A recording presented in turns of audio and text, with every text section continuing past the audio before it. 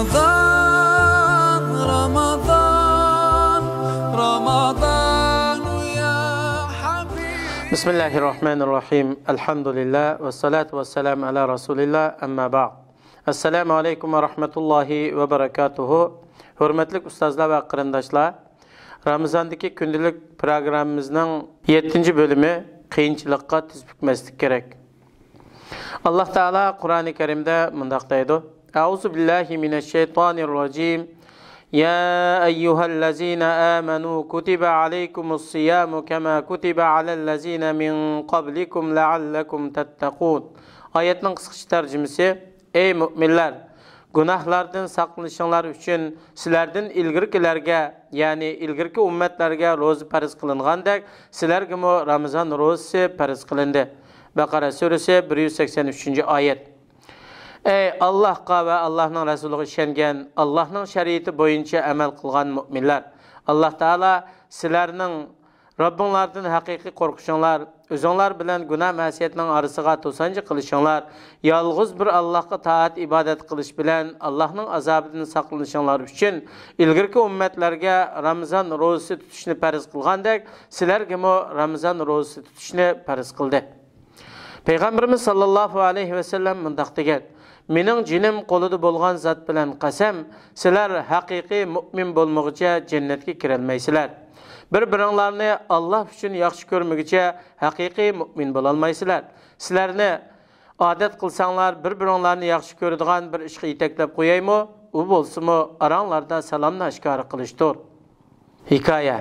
Qizchaq hayotning qiyinchiliklaridan otasiga shikoyat qilib, o'zining buningga qarata nima qilishi kerakligini bilmaganligini, garchi u buningga xursandlik bilan bosh egmoqchi bo'lsa-mu, lekin ko'p tirishchanlik qilish va azobdan charchab ketganligini, bir qiyinchilikni hal qilib bo'lguncha yana bir qiyinchilikka duch kelganligini aytibdi.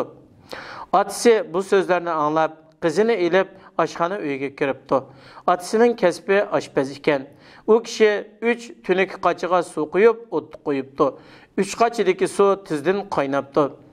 Otasi birinchi qachiga bir tal sabzi silibdi, ikkinchi qachiga bir tal tuxum silibdi, uchinchi qachiga qahva bilan sut porshugi silibdi va un-tunsiz uning pishishini kutibdi.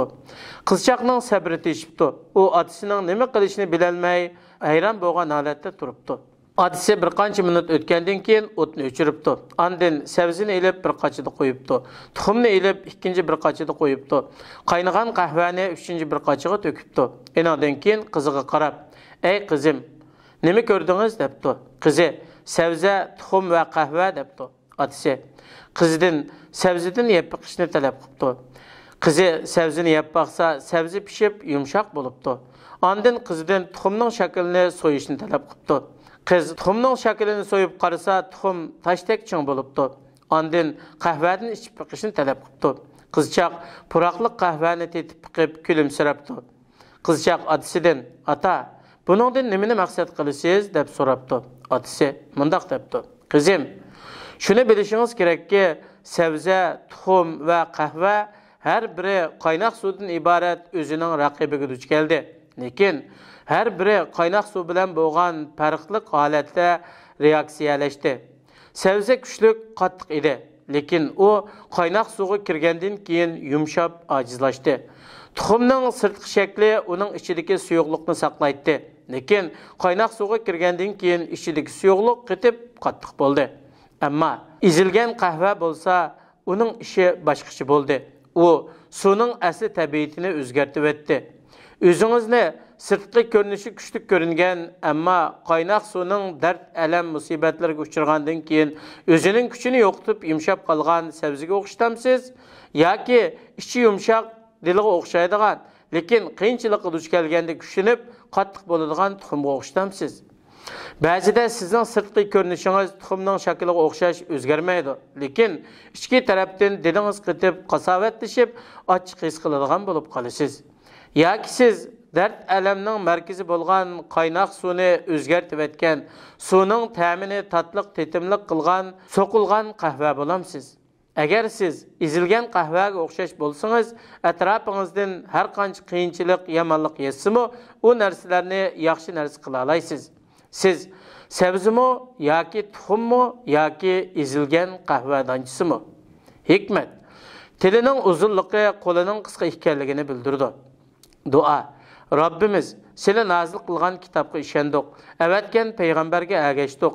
Bizni haqqi shahid bo'lg'uchilarning qatoridan yezvasila. Fikr. Bugundan boshlab yuqorqi hikoyada bayon qilingan qahva bo'lishga urining. Bir haftalik ishlaringizni kuzatib beqing. Shuning bilan fikringizning yaxshi bo'lganligi va qiyinchilikka ko'ra muomala qilishingizning o'zgarganligini mulohaza qilasiz. Alloh taolo bizni qiyinchilikka tavranmaydigan, dinimizdan voz kechmaydigan, atrofdagilarning xatoliklarini to'g'riga o'zgartiradigan islohotchilarning qatoridan qilsin. Vassalomu alaykum va rahmatullohi va barakatuh. Ramazan